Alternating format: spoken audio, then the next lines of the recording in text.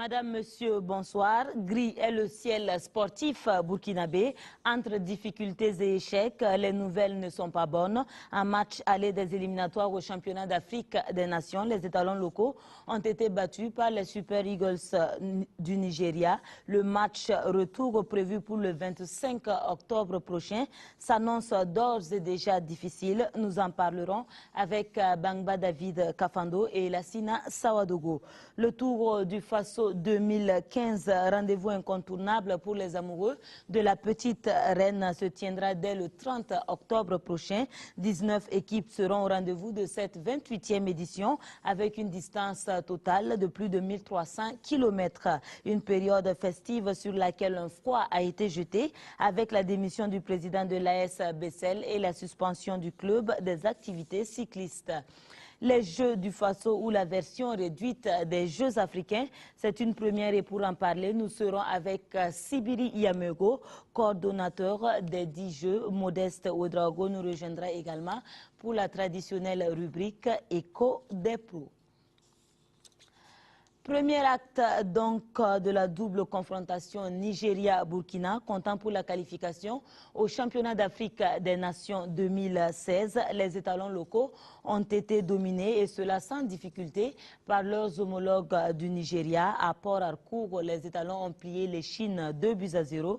Le film du match avec Moussa Ouedraogo et Yakuba Ouedraogo. Rwanda 2016 n'est certainement pas encore un mirage pour le Burkina, mais demeure encore un rêve pour l'instant, loin de la réalité pour les étalons locaux, en sommet à Adoké Amisimaka Stadium dans ce acte 1.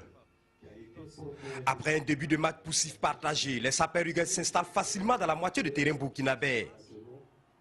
Une situation facilitée par le système défensif mis en place par Drissa Malo Traoré, saboteur. 5 défenseurs, 4 milieux de terrain et un seul attaquant en pointe. Conséquence, ça se joue dans le cadre de la défense burkinabé, trop attentiste et contrainte à reculer, elle qui s'était déjà recroquevillée sur elle-même. Dans ce melting pot où on ne sait pas qui fait quoi, les sapeurs ne forcent pas trop et profitent des espaces lâchés pour rappeler les étalons à l'ordre. Une frappe croisée de Batouré Yarokaou qui fait vibrer le petit public d'Adoké Amisimaka Stadium. Les étalons, eux, resteront statiques. Pas de solution pour Mohamed Silla, leader technique de cette équipe, esselé. Tout comme Ilas Sawadogo, abandonné à lui-même entre 4 costauds Sapeurs Eagles. Mohamed Ouattara essaie quelque chose, mais rien. À la mi-temps, le score révèle la physionomie des 45 premières minutes. 1-0 pour les locaux. Bien entendu, les Sapeurs Eagles. En seconde période, les étalons locaux essaient de montrer un meilleur visage. Mais c'est clair, ils n'ont pas assez d'arguments. Emmanuel Gora centre pour personne à la 49e. Les Sapeurs Eagles l'ont compris. Leurs adversaires sont à coup de moyens physiques et surtout de force mentale. Et ils mettent leur intelligence à profit pour pousser les étalons à la faute. Maxime Ouattara commet l'irréparable à la 75e. Salami Fouad réussit le contre-pied parfait pour le 2-0. Les carottes sont à présent bien cuites pour les étalons locaux qui ont même frôlé de peu la correction sur ce lob manqué de Chikatara Elvis à la 77e. L'acte 1 a donc été un fiasco pour Drissa Malo Traoré, saboteur et les siens. Et les chances des étalons locaux sont très minces pour le match retour à Ouagadougou au vu de la copie présentée ce soir. Mais surtout, il faut le reconnaître et l'accepter. Le Nigeria a pris une sérieuse option sur le Burkina sans forcer. Voilà donc, je suis maintenant en compagnie de nos reporters Lassina Sawadogo. Bonsoir Lassina. Bonsoir. Bangba David Kafando, bonsoir. Bonsoir. Alors ça fait plaisir de vous retrouver sur ce plateau. Nous allons parler de cette rencontre entre les étalons locaux et les Super Eagles. Déjà, qu'est-ce que vous portez comme regard sur ce match ? C'est vrai que nous n'avons pas vu les images, mais nous avons pu l'écouter au travers des ondes de la radio nationale. Nous avons également eu les échos de nos envoyés spéciaux là-bas. Qu'est-ce que vous portez déjà comme regard? Je me tourne vers vous, Lassina Sawadogo. Le premier regard qu'on peut porter, c'est déjà le score. 2-0 pour le Nigeria face aux étalons. Le Nigeria prend une option très sérieuse pour la qualification. Et puis le second regard, c'est l'échec tactique de Drissa Malo, saboteur dans ce match. On l'a dit, il joue avec 3 défenseurs centraux, 2 latéraux, ça fait 5 défenseurs défenseurs, une équipe à vocation défensive. Et quand vous jouez comme ça, vous prenez en plus de cela 2 buts. Ça veut dire que vous avez échoué. On est allé au Nigeria, on est allé pour ne pas perdre. On a perdu. Et véritablement, on se met le dos au mur pour le match retour. C'est un échec tactique pour Saboteur. Je ne sais pas pourquoi on est allé pour défendre autant, alors que marquer un but au Nigeria nous aurait fait beaucoup de bien. Il a opté pour cela. Et à côté de cela, Ruth, quand on analyse, même pas en profondeur, de façon superficielle, le planning des étalons, on se pose des questions. Les étalons sont arrivés du Maroc où ils étaient en préparation le lundi à 7h45. Ils ont pris le départ pour le Nigeria le mercredi à 16h. Regardez un peu le temps de récupération qui était véritablement insignifiant, infime pour ces garçons-là. Et lorsque vous arrivez au Nigeria avec une équipe du Nigeria qui joue dans le championnat nigérian est presque à la 30e, plus de 30 journées aujourd'hui. Ça, on ne peut que voir ce qu'on a vu. Et quand on a écouté, vous l'avez dit, le reporter, notre collègue Diallo Ibrahim de la radio, et tout à l'heure, Yacouba a parlé d'une différence physique et mentale. Surtout mentale, ça m'a tiqué parce que Saboteur est reconnu et connu pour sa force mentale, sa capacité à inculquer le mental à ces garçons-là. Et si là, ces 2 côtés ont failli aujourd'hui, c'est qu'il y a véritablement quelque chose à revoir. Alors, Bangba David Kafando, est-ce que vous avez eu l'impression que nous avons pris cette rencontre-là au sérieux? Bon, on a pris la rencontre au sérieux, mais au finish, cette première phase s'est conclue par une défaite. Et ce qui m'a un peu étonné, c'est la disposition tactique, le choix tactique de l'entraîneur. Parce que quand on connaît des garçons comme Kwanda, et Souleymane Kwanda de l'EFO, et en milieu et en défenseur central, Fousseni Beaou, c'est des enfants qui ne sont pas trop techniques. Et jouer à 5 avec des joueurs qui ne sont pas techniques, c'est difficile. Sur le but, on a vu que Mohamed Ouattara, latéral, était en retard. Et sur un compte favorable, il y a beaucoup d'espace que la défense a laissé. Et sur un compte favorable, l'attaquant nigérien est arrivé à scorer le but. On a vu Saboteur, il a essayé de reprendre le dessus, de réorganiser ses joueurs, mais c'était difficile. Le choix tactique a joué beaucoup sur la performance, le rendement des joueurs. Quand on joue à 5, ça veut dire qu'en phase offensive, on joue à 3 derrière. Mais en contre, il faut avoir des centraux d'expérience pour pouvoir colmater les brèches, ce qui n'a pas été fait. Également au milieu de terrain, la configuration du milieu de terrain nous montre qu'il a joué entre guillemets les freins à main, ce qui fait qu'on a subi tout au long du match. Quand on est un garçon comme Adama Barrow en milieu de terrain et Nabi Daouda que j'aime bien, qui joue à l'ASFA, mais vraiment qui n'est pas technique, qui est lourd. Donc il a joué sans meneur de jeu finalement, et ce qui a fait qu'on a subi. Est-ce que nous devons justement ce score-là, cette défaite-là, au choix tactique de l'entraîneur? C'est le choix tactique et puis les garçons qu'il a mis aux différents postes. Ce n'étaient pas les garçons qu'il fallait, il faut le dire franchement. On l'a vu lors du commentaire, le commentateur de la radio, il a dit, et lorsqu'on a encaissé le premier but, il dit, les étalons n'essayaient pas de réduire le score, mais vraiment de réduire un peu, ils ne sortaient plus, de réduire le mal. Et donc, on s'est dit qu'il va falloir revoir tout ça pour espérer se qualifier pour Rwanda 2016. D'accord. Alors, messieurs, je reviendrai à vous tout à l'heure. À l'issue donc de cette rencontre, l'après-match a été assez tendu, vous le verrez tout à l'heure. Lors de la conférence de presse, le coach Saboteur s'est enflammé suite à la question d'un confrère de la presse burkinabé. Il s'agissait de comprendre si la séance d'entraînement de la veille, assez corsée, n'avait pas eu d'impact sur le physique des étalons locaux. Nous restons donc avec Moussa Ouedraogo et Yacouba Ouedraogo. Au moment où il est arrivé, quelqu'un lui a dit qu'on a fait 2 heures. Nous, c'est nous qui avons le chrono. On a fait 1h25 minutes d'entraînement. Nous avons fait 30 minutes d'échauffement. L'échauffement, sans ballon et avec ballon, le taureau, les petits jeux, 30 minutes. Après, on a fait des situations de travail devant les buts. Ce n'est pas un travail physique. On a fait 1h25 minutes de jeu avec des entrecoupages. Donc, il y a la récupération. Donc, quand il dit 2 heures, lui, il est venu trouver qu'on avait commencé l'entraînement. Il n'était même pas là. Il n'était même pas là. Et déjà, il dit ici qu'on a fait 2 heures d'entraînement. C'est malheureux. Alors, comment il peut dire qu'on a fait 2 heures de temps alors que c'est moi qui avais mon chrono? Lui, il n'était pas là. Il est venu après. Donc vous voyez que ces gens des journalistes Quand ils vont arriver au Burkina, ils vont raconter des choses qu'ils n'ont pas vues. Je préfère dire la vérité ici. Nous avons joué un match qui était très facile. Il y a eu un manque de concentration à un moment donné de notre défense. Le premier but qu'on encaisse, ce n'est pas une situation de la valeur même de l'équipe adverse, parce qu'il y avait 2 joueurs contre 3 défenseurs chez nous. Donc il y a eu une inattention, c'est ce qui a fait qu'ils ont marqué le premier but. Le second but, vous l'avez vu, c'est un penalty. Et donc c'est une situation de fait qu'on ne peut pas faire autrement. Good evening, everybody. Je tiens à saluer aussi les amis journalistes de Burkina, avec qui j'ai eu de très bonnes relations. Donc maintenant, je pense qu'au football, la règle numéro 1 est quand même le respect de l'adversaire.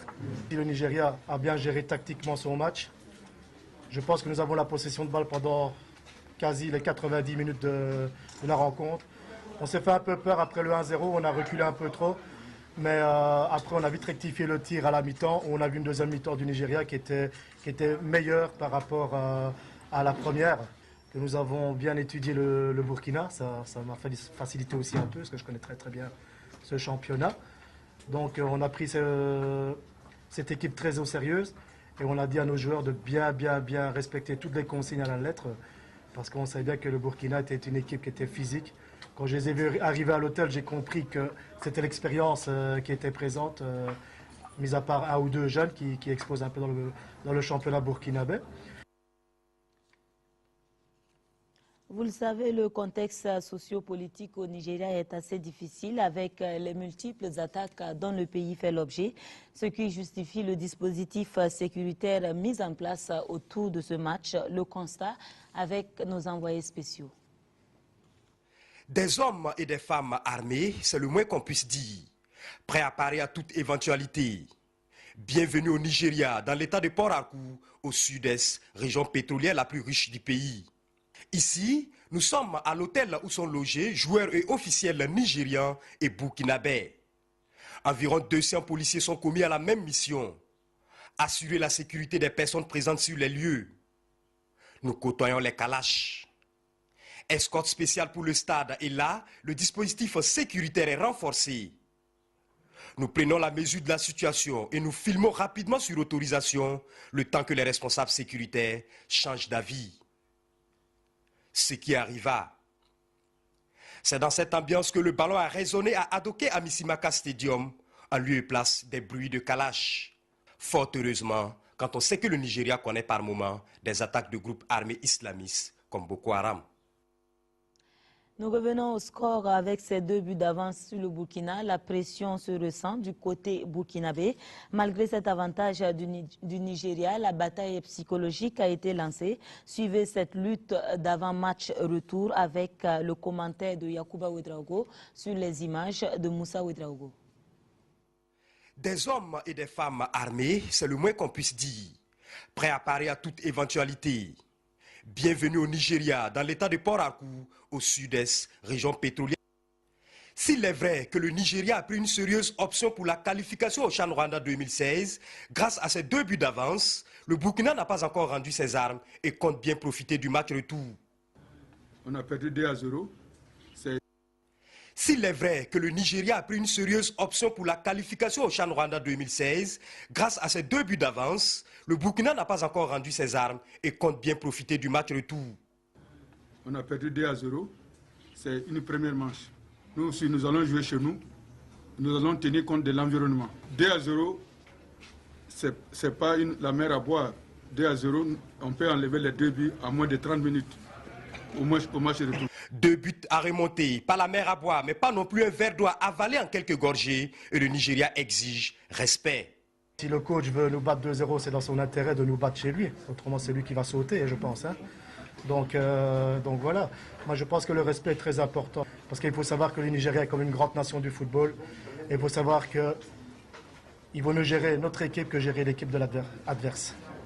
Et sur la tactique mise en place par Saboteur, l'entraîneur des talents locaux accuse son bloc défensif. Dans l'ensemble, la tactique que nous avons mise en place pouvait bien marcher, mais il a manqué un peu de concentration au niveau du bloc défensif.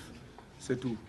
Jean-François Losusto, coach adjoint du Nigeria, imprégné des réalités du Burkina pour avoir entraîné l'Asfa Yinega, pense n'avoir pas vu grand-chose côté burkinabé tactiquement. Tactiquement, ici, j'ai surtout vu des joueurs qui avaient des individualités. Tactiquement, je n'ai pas trop vu un système tactique très profond, très technique, mais j'ai vu des joueurs qui étaient combatifs et des joueurs qui savent jouer au football, c'est tout. Mais tactiquement, je n'ai pas vu un bloc équipe vraiment bouger en possession et en perte de balle. La bataille psychologique pour le match retour est donc lancée et la réalité du deuxième acte nous situera le week-end prochain à Ouagadougou. Voilà donc Lassina Ouagadougou. Le Cioto le disait tout à l'heure.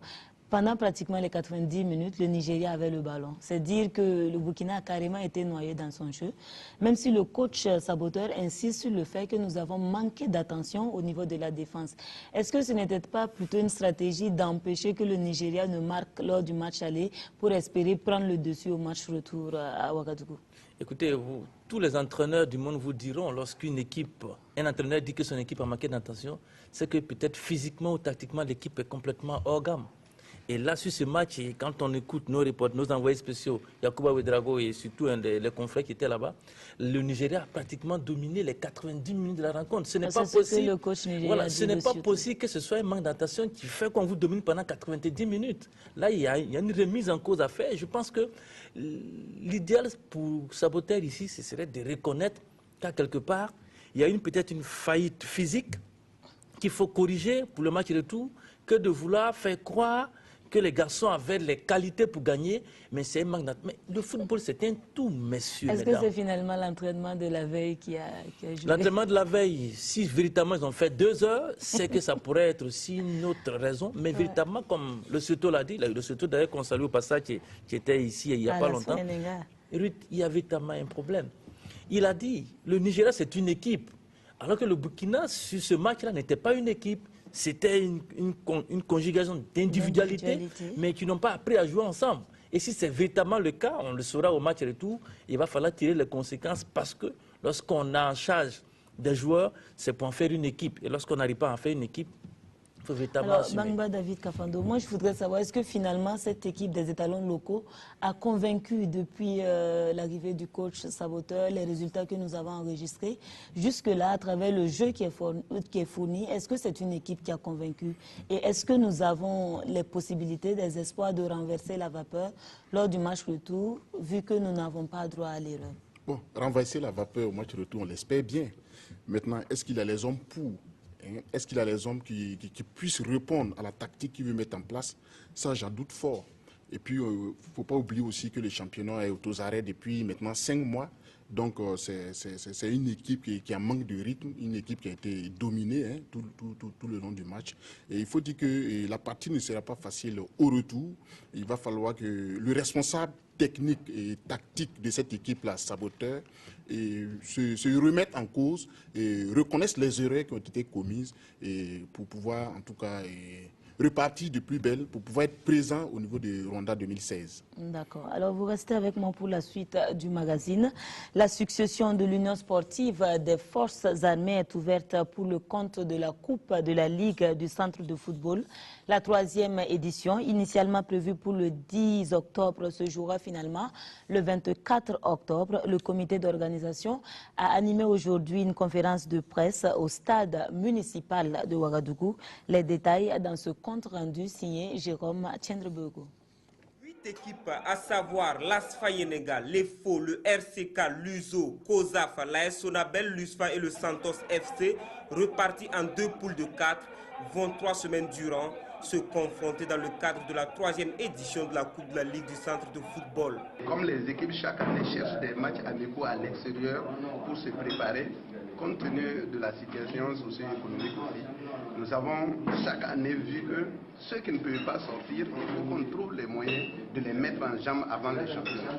La Coupe de la Ligue réservée aux clubs de première division pourrait exceptionnellement accueillir les étalons juniors en manque de compétition. Ça, pour le moment, on est en discussion avec eux. Et d'ici la compétition s'est confirmée, ils vont prendre part à la compétition. Après 2 éditions réussies, l'intérêt de la Coupe de la Ligue du Centre n'est plus à démontrer, mais l'organisation peine à réunir les fonds. Sourabawa et son équipe scrutent encore les horizons pour mobiliser les 20 640 000 francs CFA nécessaires à la tenue de la compétition. Nous demandons toujours aux différents sponsors chez qui on avait déjà déposé des correspondances pour nous faire appuyer. S'ils nous entendent, voilà, c'est la situation qui fait qu'on n'est plus reparti vers eux. Si tout se passe bien, la Coupe de la Ligue du Centre ou Coupe Antoine Ouedraogo, 3e édition, prendra son envol le samedi 24 octobre avec un alléchant Efo Uzo à 15h30 au stade municipal de Ouagadougou. Au Santos FC, l'heure est au renouvellement du bureau exécutif. Le club sera dorénavant confié aux soins de Mahamadi Ouedraogo. C'est un changement intérieur qui affiche de nouvelles ambitions. Saratou Sissé et Lassina Sawadogo. C'est désormais lui et son équipe qui ont la lourde mission de présider aux destinées du Santos FC. El Hadj Mahamadi Ouedraogo, agent de la Sonabel, est un ancien joueur du Santos FC des années 74-75. Il fait partie de la 2e promotion du club et est un ex-membre de la FBF entre 1998 et 2003. El Hadj Ouedraogo est à la tête d'un bureau de 18 membres qui doit relever le défi du positionnement du club pour la nouvelle saison dans l'élite avec un budget estimé à 50 millions de francs CFA. Bon, le budget du club tourne autour de 50 millions. 50 millions, dedans, il y a la subvention du ministère de la Fédération qui est de 10 millions. Il y a la bourse que le ministère donne aux équipes pour payer les salaires des joueurs, qui est de 20 millions. Donc nous avons ce qui fait 30 millions. Nous avons à rechercher près de 26 millions pour boucler notre budget.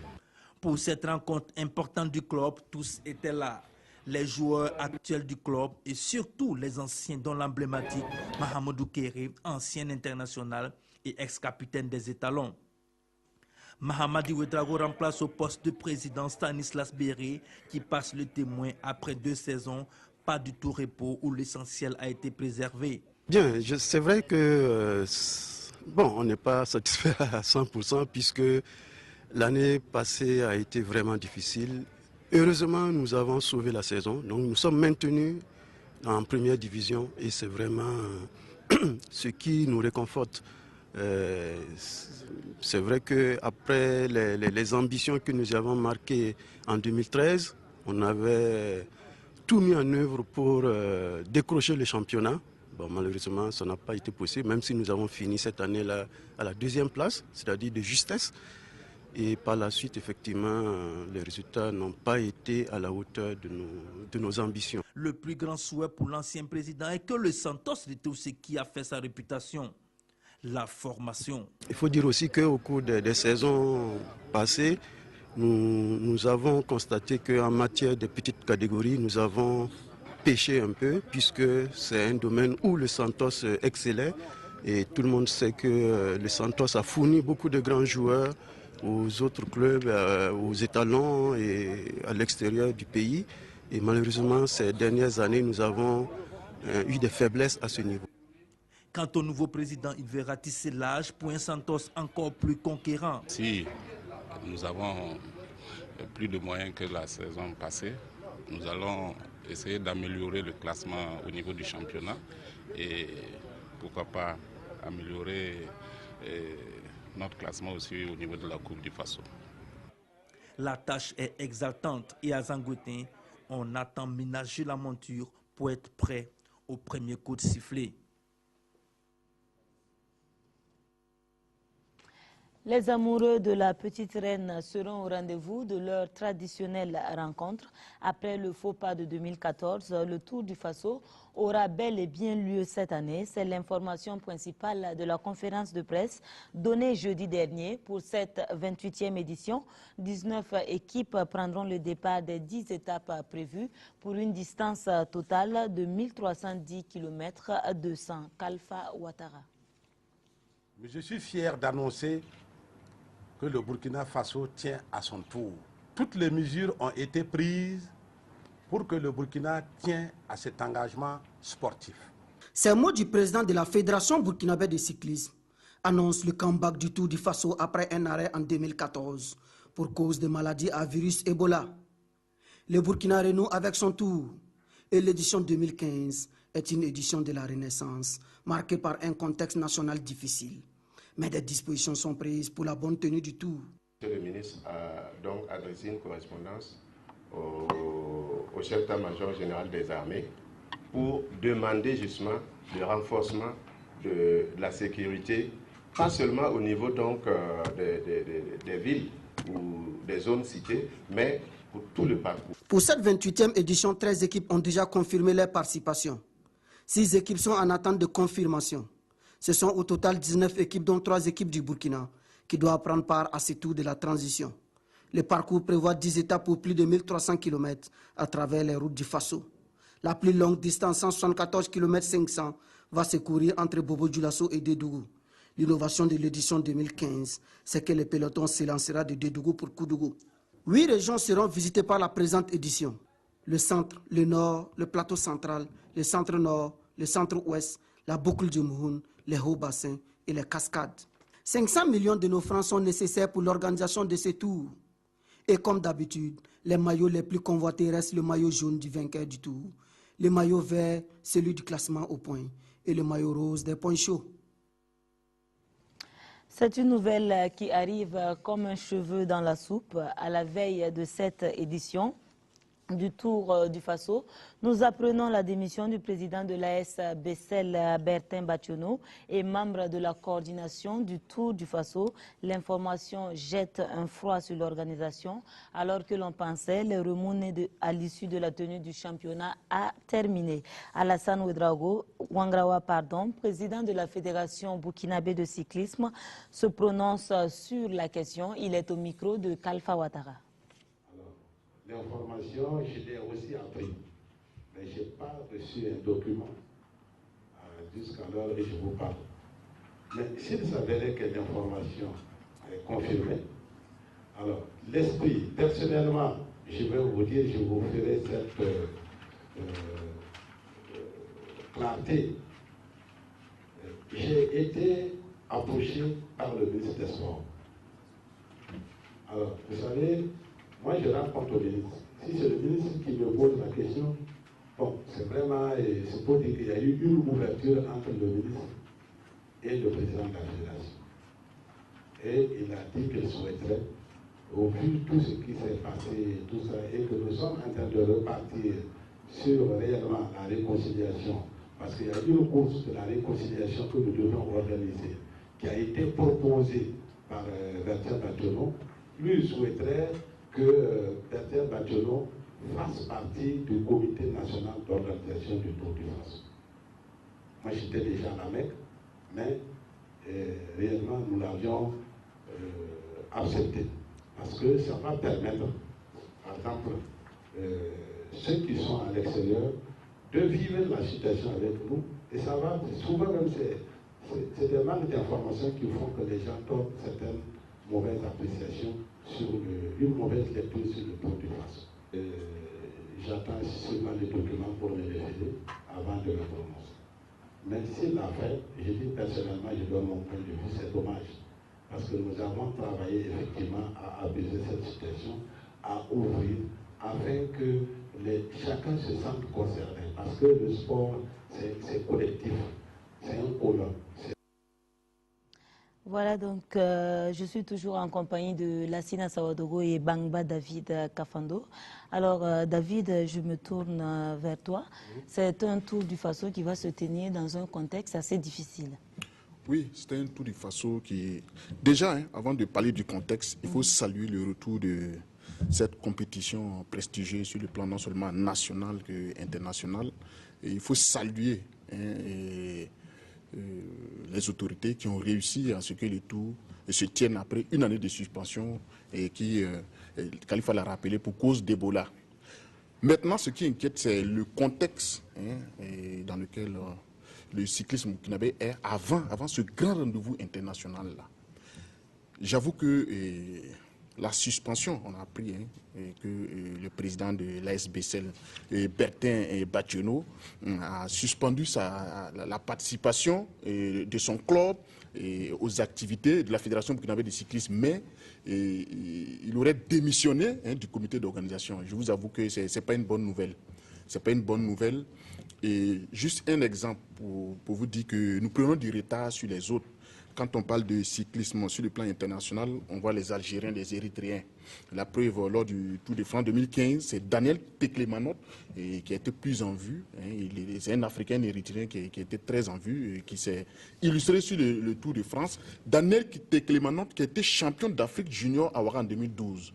C'est pour vous dire que le fossé se creuse entre les cyclistes burkinabés et les autres cyclistes sur le plan international. Donc il faut arrêter les querelles. Et il faut fumer réellement le calumet de la paix et pour le bien-être du cyclisme burkinabé. Et voilà ce que je peux dire. C'est dommage que le cyclisme... Alors, Lassina, est-ce que nous savons exactement ce qui s'est passé pour que l'on en arrive à ce stade, justement? On peut dire que nous sommes tous dans la continuité de cette crise née du championnat A avec ce qu'on sait, on ne va pas revenir là-dessus, mais comme il a dit, aujourd'hui, c'est véritablement quelque chose qu'il faut déplorer. Le retrait, la démission de M. Bertrand Bationo du comité d'organisation et la suspension du club de l'AS Bessel. Vous savez, l'AS Bessel aujourd'hui était devenu un club phare parmi les clubs cyclistes au Burkina Faso. L'AS Bessel faisait partie des leaders avec son champion Salfo Bikenga. Aujourd'hui que l'AS Bessel suspend sa participation, que deviendront ces coureurs-là? C'est la question qu'on peut se poser. Déjà qu'il y a des clubs qui sont en difficulté. Un club comme l'Assad de Tambonquin est en difficulté. Un club comme Tanalyse aujourd'hui est en difficulté. Même si l'AS Sonatel n'est pas suspendu ou dissoute, mais l'AS Sonatel aussi a des problèmes. On se retrouve avec qui? Le RCK, l'USFA bien sûr, qui est un club assez bien organisé. Et puis la JCK, on ne sait pas ce qui deviendra aussi la JCK. Ça nous amène à nous poser la question. Au moment où le vélo au Burkina Faso est une référence, où le Tour du Faso est une référence continentale, il faut bien que ce tour-là, que les cyclistes burkinabés soient accompagnés par des clubs assez forts.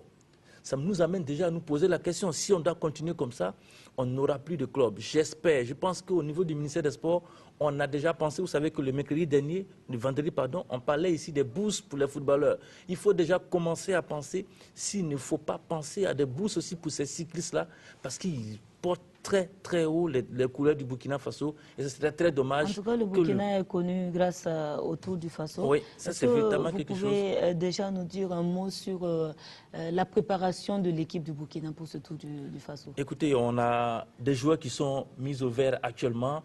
Ils sont au vert en attendant bien sûr de choisir les 18 pour les 3 équipes qui vont représenter le Burkina Faso. On l'a dit tout à l'heure, il y a 19 équipes qui sont attendues. Il y a 16 qui ont confirmé. J'ai eu le Jérémy Nion tout à l'heure qui m'a dit que l'Érythrée arrive. Ça, c'est une très très bonne nouvelle. David le disait tout à l'heure. L'Érythrée, c'est une force tranquille de la petite reine en Afrique avec Daniel Teklemanot. L'Érythrée arrive. Il faut vous le dire tout de suite, ça ne sera pas du gâteau pour les cyclistes burkinabés. L'Érythrée, l'Algérie, le Maroc, ce sont des mastodontes du vélo africain. On attend encore 4 équipes qui sont attendues d'ici le 30. On espère qu'ils seront là. Parlons un peu de l'organisation avec ces 500 millions qui sont attendus pour organiser. Justement, est-ce que le comité d'organisation a pu rassembler toute la somme nécessaire pour mettre en place cette compétition? Non, comme d'habitude, jusqu'à aujourd'hui, les 500 millions donc, ne sont pas rassemblés. On nous parle d'ailleurs d'un comité d'organisation pléthorique qu'il faut réduire parce que les commissions n'ont pas encore envoyé donc, les différentes personnalités. Je voudrais qu'on s'attarde un tout petit peu aussi sur cette affiche-là. Vous savez, nous sommes dans un Tour du Faso. Nous connaissons la valeur du Tour du Faso. C'est une valeur festive qui est autour de ce Tour du Faso-là. On l'a dit, nous revenons après une année d'interruption et nous avons voulu voir quelque chose de plus agréable, de plus gai. Au lieu de nous présenter, nous savons qu'au ministère des Sports et à la Fédération de cyclisme, il y a des personnes qui peuvent nous offrir des affiches bien meilleures que cette affiche-là, avec placardé en rouge le Tour de la transition. Pour ceux qui ont lu le confrère de l'Observateur du vendredi, il avait déjà fustigé ce comportement-là. Ce n'est pas un Tour de la transition. Le Tour a eu un repos parce qu'il y avait eu Ebola, mais le Tour revient et ça fait la 28e édition. Il faut saluer le Tour du Tour. Ce n'est pas un Tour de la transition, c'est une habitude et il faut saluer véritablement cette habitude-là et surtout souhaiter qu'il n'y ait plus d'interruption parce que c'est un Tour, c'est une référence en Afrique et c'est une fierté nationale. Okay, merci Lassina Sawadogo. Bangba David, nous espérons que le monde cycliste burkinabé saura taire les divergences justement pour que ce tour-là puisse aller jusqu'à son terme? Oui, le tour est une fête, parce que l'accès gratuit au tour par les téléspectateurs, par les populations, c'est un accès gratuit, ça lui a su une affluence, il y a une affluence sur le tour. Et donc je pense que c'est une fête revenant sur l'affiche. J'aurais peut-être aimé avoir un panorama des différents paysages de notre pays. Et il est temps, Lassina évoquait l'arrivée et bientôt sur le tour de l'Érythrée, ça fait peur, ça résonne. Lors des derniers Jeux africains du 4 au 19 septembre, on a vu l'Érythrée qui a montré, nous y étions, on a vu l'Érythrée vraiment qui a dominé cette compétition-là. Donc c'est dit qu'il faut de la cohésion, de l'union, de la solidarité au sein des étalons. On ne parlera plus de clubs, mais d'étalons. Et pour ça, les responsables, tout le comité d'organisation doit jouer son jeu, ils doivent jouer le jeu de l'union, de l'unité autour des étalons pour qu'on réussisse ce tour-là de la Renaissance. Voilà, merci messieurs d'être venus sur ce plateau. Vous restez avec moi pour la suite du magazine, faire du social à travers le football. C'est ainsi que le Centre d'éducation et de réinsertion sociale des enfants a agi le jeudi 8 octobre dernier dans la commune rurale de Saba. À travers une campagne d'établissement d'actes de naissance, le CRS a pu délivrer plus de 300 documents qui officialisent l'existence de leurs détenteurs. Le reportage avec Yacouba Ouedraogo. Par défaut d'acte de naissance, mon enfant n'a pas pu obtenir une inscription à l'école cette année. J'ai alors appris qu'on peut m'aider à obtenir les actes de naissance ici. Et je viens pour espérer pouvoir faire établir pour mes enfants et moi-même, même mon mari n'en a pas. Difficile à croire, mais c'est bien réel. Djeniba Ouedraogo, ses 2 enfants et son mari n'existent pas légalement dans la société burkinabé parce qu'ils n'ont pas d'acte de naissance. Et dire que cette famille fictive au regard de la loi réside à Saba, à quelques encablures donc de Ouagadougou. Et puis, il y a encore des centaines de milliers d'enfants qui sont sans acte de naissance et qui, soyez-en sûrs, sont en âge d'aller à l'école ou sont même inscrits à l'école sans acte de naissance. Face à cet amer constat, le Centre d'éducation et de réinsertion sociale des enfants CRS lance sa campagne d'établissement massif d'actes de naissance en collaboration avec la coordination des associations des enfants et jeunes travailleurs du Burkina. Le canal choisi ce soir, c'est le football pour mieux distiller l'information. Cette association qui organise cette activité ce soir va permettre de réunir vraiment des milliers d'enfants pour jouer au ballon et profiter vraiment de l'occasion pour les sensibiliser. Le premier, disons, droit de l'enfant après toutes les formalités liées à sa naissance sur le plan religieux, les baptêmes, etc., c'est de lui établir un papier qui marque sa citoyenneté. Donc l'acte de naissance, c'est un droit pour l'enfant et un devoir pour le parent. Sont concernées les communes de Balkui, de Bonnerville et de Saba. Jusque-là, l'opération est bien en marche et à Saba, environ 300 actes et jugements supplétifs d'actes de naissance ont pu être établis. Nous avons un tribunal départemental qui siège à Saba chaque mercredi. Voilà, pour les enfants qui ont plus de 60 jours, qui passent à l'audience en jugement pour se faire établir des jugements supplétifs. Mais pour les enfants qui ont moins de 60 jours, ils ont la chance de se faire enregistrer à la mairie et dans des centres secondaires. Débutée le 10 septembre, cette campagne se poursuit jusqu'au 22 octobre prochain et prière à Derezika. C'est important de gagner un acte de naissance parce que sans l'acte de naissance, on ne peut pas faire le CEP avec ça et ni jouer au ballon. Voilà, nous sommes à présent en compagnie de M. Sibiri Yamego, coordonnateur des Jeux du Faso. Bonsoir, M. Yamego. Bonsoir. Voilà, on n'a pas l'habitude d'entendre les Jeux du Faso. Est-ce que vous pouvez déjà nous dire ce que c'est? Merci. Qu'est-ce que les mini-Jeux du Faso? Le tournoi mini-Jeux du Faso est une compétition pluridisciplinaire organisée par le Comité national olympique et des sports burkinabé avec l'appui financier du ministère des Sports et des Loisirs. Ce tournoi est prévu pour se tenir juste après chaque fin de saison sportive, bien sûr au gré des moyens financiers disponibles. Et pour cette première édition, celle de cette saison 2014-2015, elle concernera 3 sports de main, à savoir le basketball, le handball et le volleyball. En senior hommes et dames, la compétition se déroulera entre les 4 meilleurs du championnat. les équipes du championnat national, bien sûr, de la saison, qui s'affrontent en demi-finale directe, suivies de classement pour les perdants et les finales pour les vainqueurs. Donc il n'y aura que les sports de main cette année? Il y aura pour cette année que les 3 sports de main, basket, handball et volley. Et pourquoi est-ce que les petites catégories ne sont pas concernées? Oui, on va varier. Au fur et à mesure qu'on avancera, on changera de catégorie, on changera de discipline et on va tendre vers des Jeux olympiques au niveau national. Alors, dites-nous justement pourquoi les Jeux du Faso, à quoi est-ce que ce besoin répond? Voilà, les objectifs majeurs des mini-Jeux du Faso consistent à offrir un cadre de compétition, en plus des championnats nationaux existants, à favoriser la culture de l'excellence, puisqu'il s'agit des meilleurs du championnat dans les disciplines retenues, et contribuer au finish à la préparation aux équipes et aux compétitions internationales et sous-régionales, telles que le Comité national olympique a vocation d'aider les équipes nationales à participer à toutes ces compétitions-là. Donc voilà, c'est une contribution du comité et du ministère aux différentes équipes nationales, puisque c'est la sélection de ces équipes-là qu'on est en train de préparer.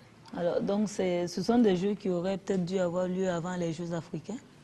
Oui, l'initiative, ces Jeux devaient se tenir bien avant les Jeux africains, mais pour des raisons de calendrier, beaucoup de fédérations n'avaient pas fini leur championnat. Par exemple, le basket qui était retenu pour ces compétitions jusqu'à présent n'a pas encore fini son championnat. Heureusement que la fédération a trouvé un système pour la représentation des équipes de Ouaga et de Bobo à ce tournoi. Donc ce sont ces remue-ménages-là qui ont fait qu'on a traîné jusqu'à cette période-là.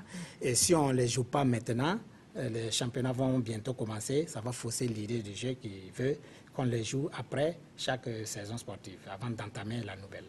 Est-ce que pour la saison prochaine, par exemple, d'autres disciplines seront ajoutées au sport de main ou est-ce que ces disciplines vont venir en remplacement des sports de main?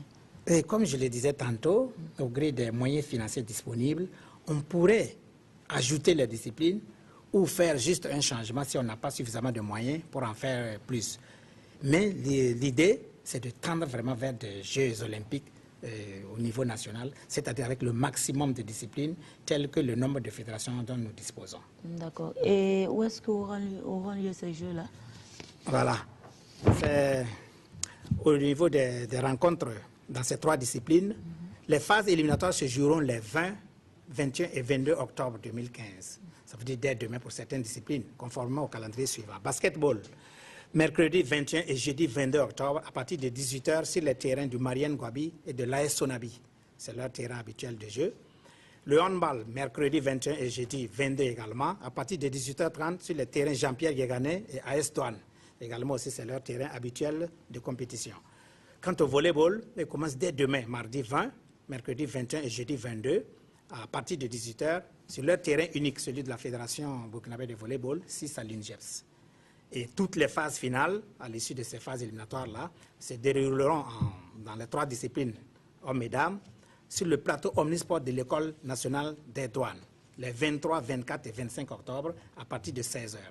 On jouera 2 finales par jour, vendredi, samedi et dimanche, donc les 6 finales seront jouées sur ces 3 jours-là. Les détails des oppositions sont disponibles auprès de chaque discipline, ou dès demain matin auprès du comité d'organisation, 6 au ministère des Sports dont je suis le coordinateur. Mon contact, c'est le 70 25 90 56. 70 25 90 56. Les presses peuvent appeler pour entrer en possession de ces détails du calendrier. D'accord. Merci, M. Yameroud, d'être venu sur ce plateau. Merci. Alors, nous continuons avec la Ligue 1 française qui a joué le week-end dernier sa 10e journée. Nous allons faire le tour des stades en commençant par le match en clôture de cette 10e journée et le 4e succès de rang des Aiglons niçois à Rennes. Heureusement pour Laurent Blanc, Zlatan Ibrahimovic était en mode doublé. Le Suédois a inscrit son 24e doublé sous le maillot du PSG. Ibrahimovic d'abord sur un service de Cavani à la 72e. Les 2 joueurs étaient hors jeu. Ce but n'aurait jamais dû être accordé. Et le 2e but du Suédois, lui, est parfaitement valable à la 83e minute. Paris fait donc le plein. Derrière cette équipe parisienne, Angers ne veut plus lâcher la 2e place et enchaîne une 3e victoire consécutive à Toulouse. Oscar Trejo avait ouvert le score pour les locaux, puis Cheikh Ndoye a repris ses bonnes habitudes et a égalisé. Camara permet aux promus de l'emporter 2-1. Les Canets ont aussi gagné à l'extérieur à Reims 1-0 grâce à un but de Julien Ferret à la 74e minute. Ovationné par le public adverse, comme si c'était la France du football dans son ensemble qui se réjouissait du retour en grâce d'Hatem Ben Arfa. À 28 ans, l'attaquant de l'OGC Nice réalise un début de saison tonitruant qu'au meilleur buteur de Ligue 1 avec cette réalisation, dont ce chef-d'œuvre hier face à Rennes. Beau joueur, Sylvain Armand ne peut que saluer les qualités de Ben Arfa. Et on voit vraiment que c'est une belle équipe qui a beaucoup de maîtrise et qui a vraiment un joueur de talent devant qui s'appelle Hatem et qui leur fait vraiment la différence. Nice, 4e de Ligue 1, a déjà inscrit 24 buts en championnat, ce qui en fait la 2e formation la plus efficace en Europe à égalité avec Dortmund et Manchester City. Ben Arfa est sans aucun doute le principal artisan de la réussite des Aiglons. Et un joueur exceptionnel qui fait la différence, Hatem Ben Arfa. Donc quand vous avez tout ce cocktail, ça fait une équipe qui est séduisante à regarder jouer. Qui peut défendre aujourd'hui en 1 contre 1 contre Ben Arfa? Personne. Vous pouvez mettre le meilleur défenseur de France d'où vous voulez. En 1 contre 1, elle a la capacité d'éliminer n'importe qui dans un mouchoir de poche. Toujours aussi impressionnant dans les duels, Hatem Ben Arfa semble avoir pris une nouvelle dimension cette saison. L'ancien pensionnaire de l'INF Clairefontaine a su étoffer son football. Ce Ben Arfa version 2015 frappe des 2 pieds, mais en plus il fait jouer ses partenaires. Impliqué sur les 2 derniers buts de son équipe hier soir, il sait se mettre au service du collectif. Après avoir emprunté des chemins de traverse ces dernières années entre blessures et mauvaises rencontres, Ben Arfa semble enfin s'être épanoui sur la Côte d'Azur. Tout sourire, il profite de ce qui est déjà la meilleure saison de sa carrière.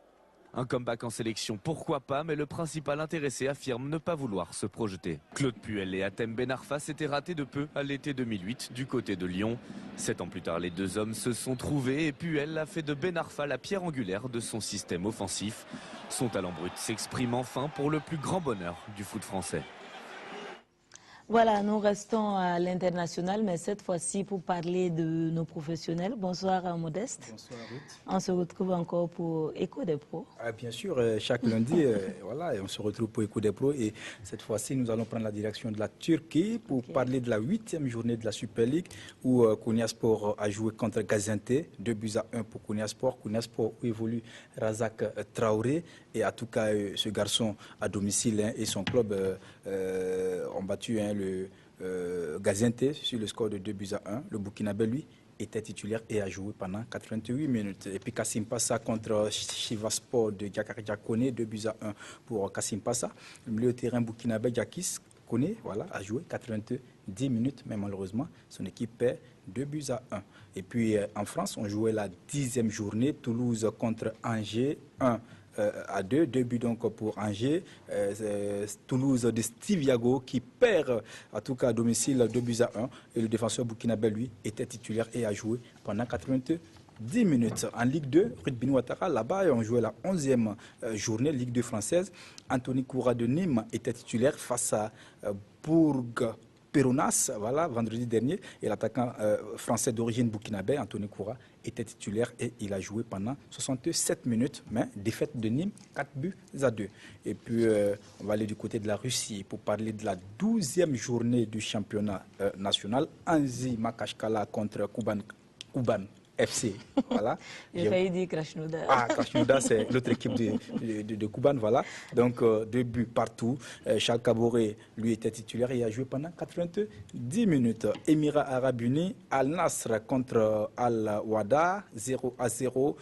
Puis 3 passes sociétaires du Al Nasr titulaire a joué pendant 90 minutes. Et puis en Autriche, Isaka Ouedraogo revient très fort puisqu'il a inscrit son 2e but de la saison après 12 journées. En tout cas, le garçon de Wolfsberger, son nouveau club, voilà, donc inscrit son 2e but, soit à la 57e minute. Et puis Danemark, où évolue notre compatriote Adama Gira. Sondagike et Gira relèvent la tête lors de la 12e journée du championnat danois en allant battre OB 2-1. Le milieu de terrain burkinabé, lui, était titulaire et a joué pendant 90 minutes. Et puis en Algérie, lors de la 8e journée du championnat, joué vendredi, Banu Diawara a inscrit son 4e but de la saison face à MS Alger, soit à la 33e minute. Ce qu'il faut dit, c'est que l'équipe a perdu 3-1. Eh bien, là aussi, il faut noter que son compatriote défenseur Patrick Malo était également titulaire et a joué pendant 90 minutes. Et Ruth, pour finir, si on va prendre l'ensemble des joueurs burkinabés évoluant à l'extérieur, actuellement, le meilleur buteur se nomme Banou Diawara, avec 4 buts. D'accord, avec 4 buts. Voilà. Alors, beaucoup de temps de jeu, mais pas beaucoup de buts ce week-end. Tout à fait. Voilà. D'accord, merci Jean-Modeste Ouedraogo. Nous continuons à l'international avec Michel Platini qui réagit suite à sa suspension de 90 jours par la commission d'éthique de la FIFA. Il conserve toutefois sa volonté de se présenter à la présidence de la FIFA tout en chargeant Sepp Blatter relativement au versement suspect. 10 jours de suspension de la FIFA pour avoir touché un versement controversé de 2 millions de francs suisses reçu par Joseph Blatter en 2011. Michel Platini est au centre des accusations, incompréhensible selon lui. J'ai été suspendu pour 3 mois, mais ce qui m'énerve le plus, c'est d'être mis dans le même sac que les autres. Je trouve honteux d'être traîné dans la boue. Ce versement, le président de l'UEFA l'explique comme le paiement à retardement d'un salaire dû. Celui de son rôle de conseiller foot pour Joseph Blatter au début de sa présidence à la FIFA. Un salaire touché 9 ans plus tard et sans aucune trace de contrat. C'était un truc d'homme à homme. Il allait devenir le président de la FIFA. La FIFA, j'avais confiance.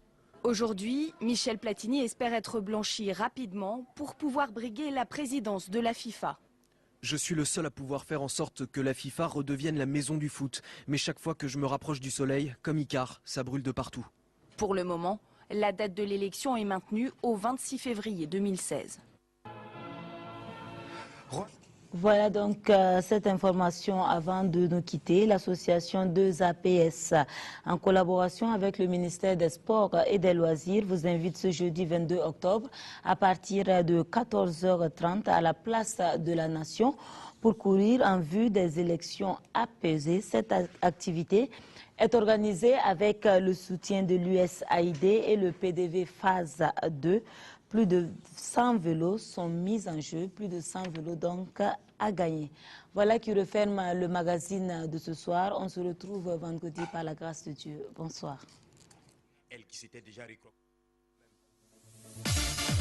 dans ce melting pot, on ne sait pas qui fait quoi, mais ça fait rigueur. Après un début de match.